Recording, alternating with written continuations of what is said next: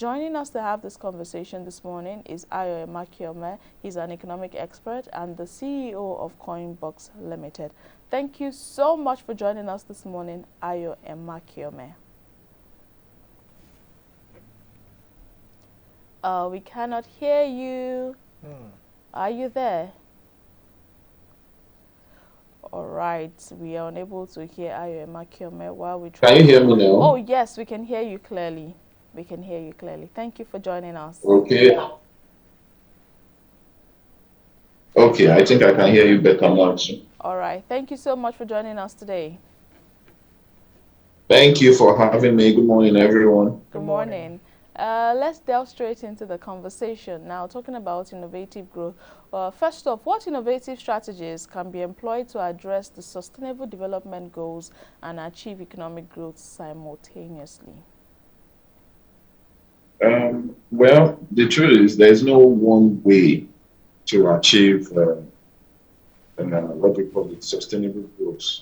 It's a combination of long-term and short-term strategies that will need to be combined to be able to achieve economic growth for the nation.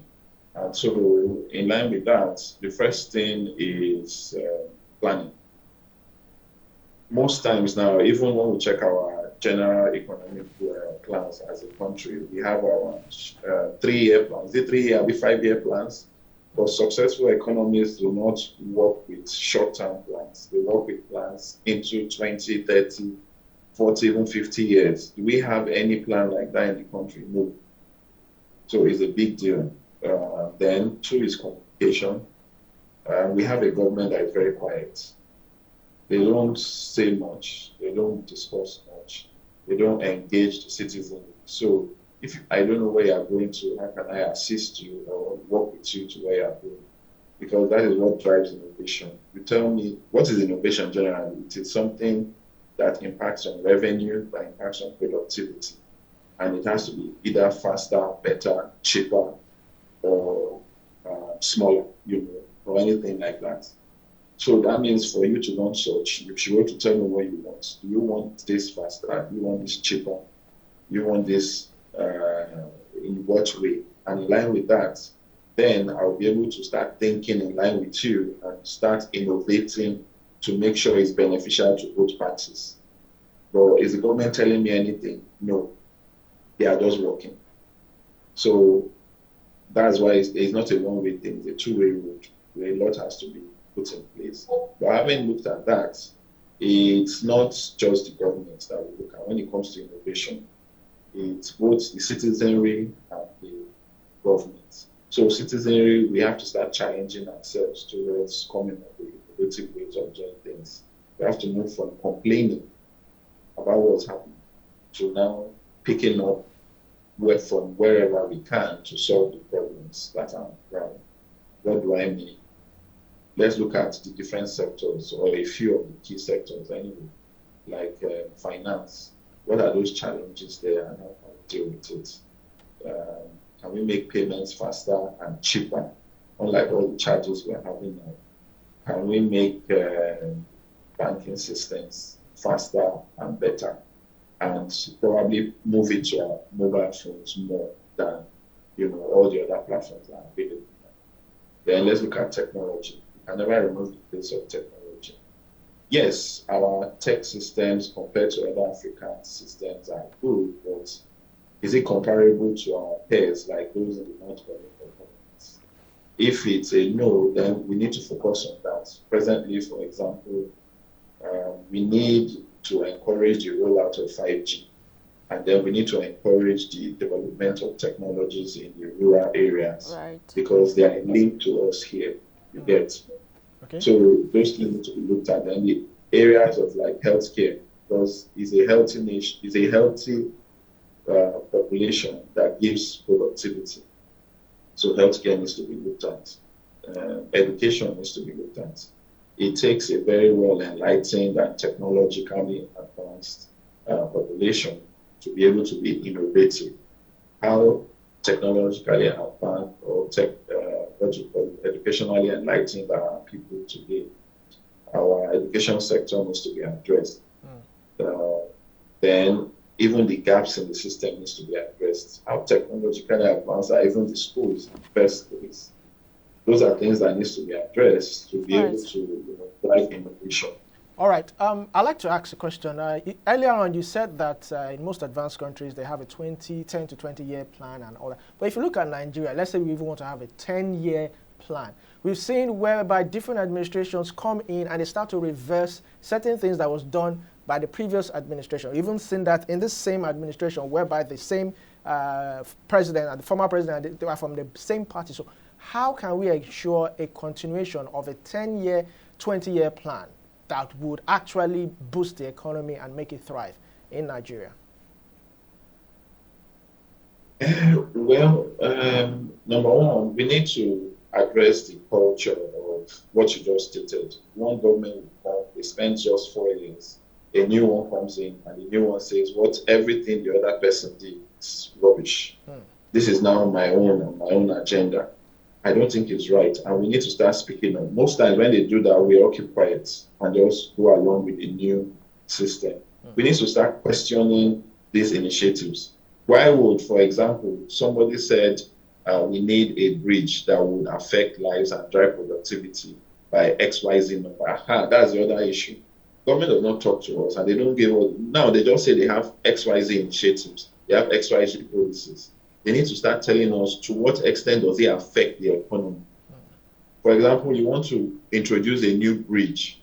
To what extent will it drive revenue? To what number of people's lives will be affected? And then how will it affect that region? Give us the numbers. When we have the numbers, a new government coming in and saying this is Halabalu, we will say, Oga, it wasn't so when this is what they said and this is the effect. So we need you to continue with it. And they can't call it Halabalu when somebody has given us the numbers. But most times people just come and talk and talk and talk. We need to now start telling the government, look, do numbers, because that's how innovation is. You come up with a new thing, you can give me the numbers of this is what level of revenue that will be affected, or this is level of cost savings that will be affected.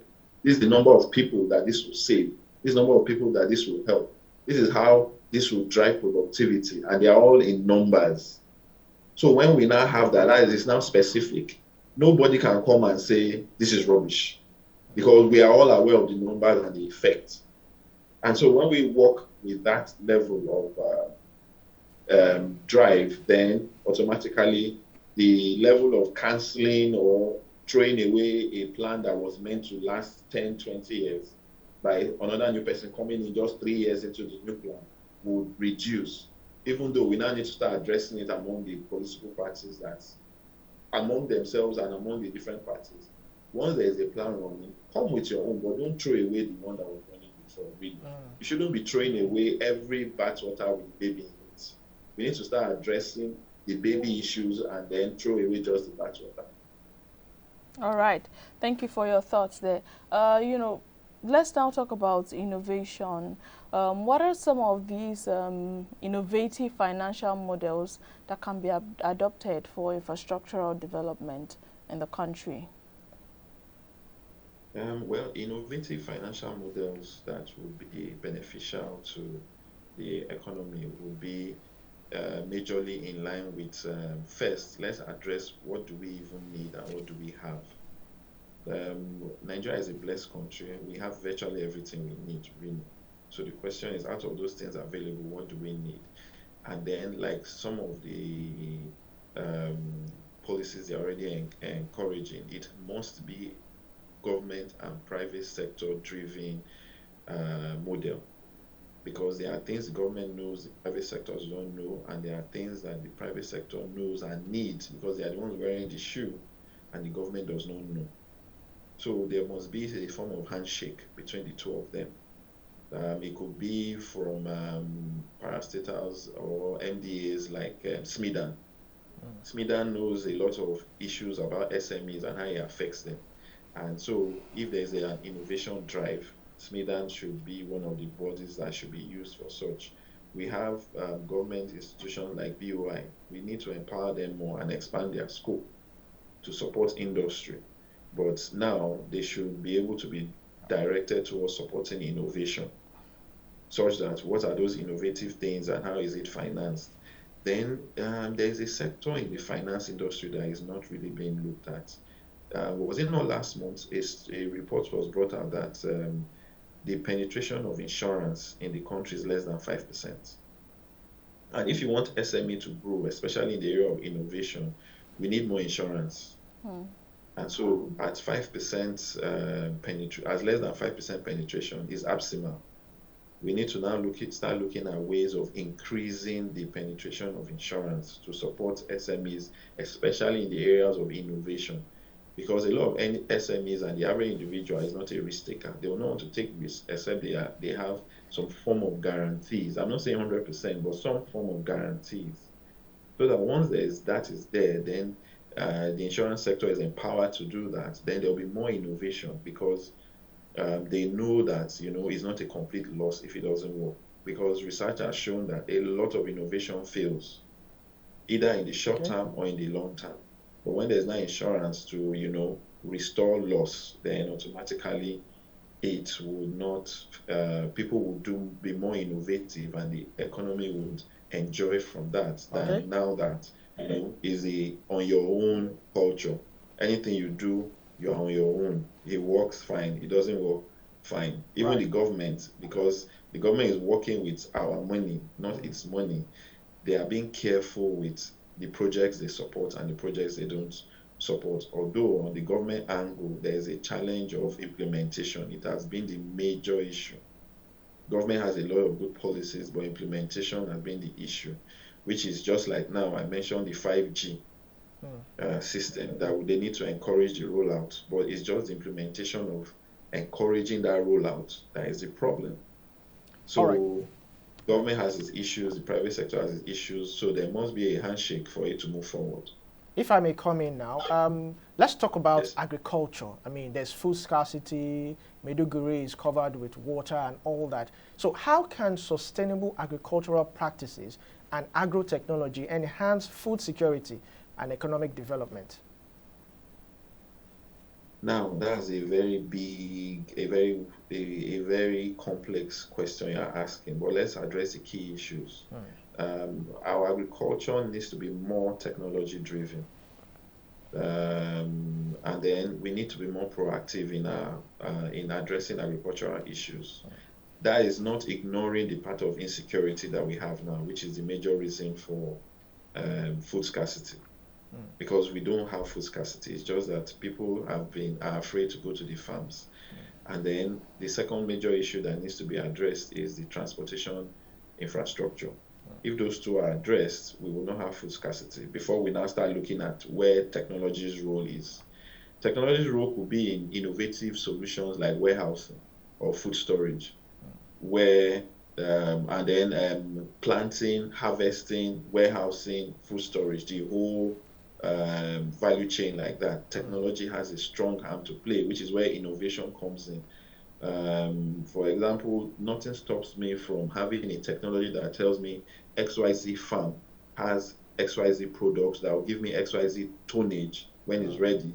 And then I have where a production is done in Maiduguri, like the example you gave now, but automatically I can have a warehouse somewhere in Lagos that can store that volume in a more technologically advanced format, such that whether it's in season or out of season, it's still available. For example, we don't have that here, but it's common abroad, in Europe that I know of, where we have cold storage. And there are some farm products that cold storage keeps them longer in availability than if it was the normal dry storage we have here. And then there are some particular temperatures for storing some agricultural products. And with that, they stay longer and available longer. And then technology itself means that industry should be addressed. Some products cannot be stored. What we can do is transform their current state from raw primary state to a advanced, like canning them or transforming them to another kind of product, but that makes it available. So innovation is necessary for such industrial processing. And also innovation is necessary for storage. And then innovation is also necessary for the issue of like what we have now in Maiduguri. There was flooding, but it's something that was already predicted long before now. But no innovative methods were deployed such that to minimize, if not completely eliminate the flooding that came up. We just still look at the normal primary agricultural practices as solution, which it's clear with the constant flooding in the north is not working. Right. So we now need to start addressing innovative ways of dealing with them. Thank you. All right. Just as we're preparing to wrap up, let me ask this last question now. What are the potential risks and barriers that are associated with implementing innovative strategies for economic growth, and how can they be mitigated? If you can answer that in 1 minute. I'll do my best.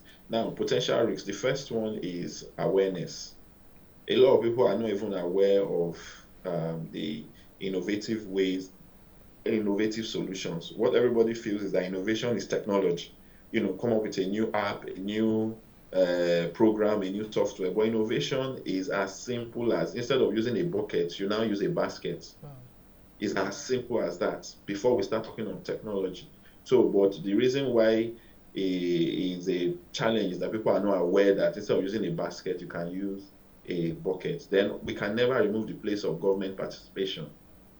The government needs to be more supportive of innovative ways and methods and encourage it. Like I've forgotten the states now, they are now producing their own tractors. That's innovation. We don't need to import tractors anymore, reducing the cost. And if you are the manufacturer here in Nigeria, then automatically it will be cheaper to manage, maintain and produce them and deploy them. So that's another form of innovation.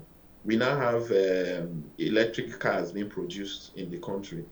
Innovation, we need to support it. Green initiatives needs to be supported, and there must be more awareness of the importance and need for this.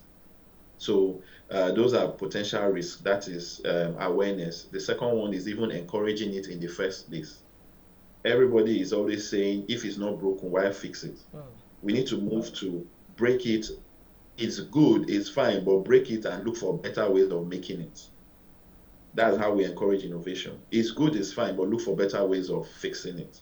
We need to start working with that mentality and not the mentality of, if it's not broken, why fix it? Right. Because especially in the agricultural sector, it's so important. Okay. That's a wonderful place to end the conversation this morning. Thank you so much, Emakhiome, for joining us and for sharing your thoughts with us on these innovative strategies. Thank you so much.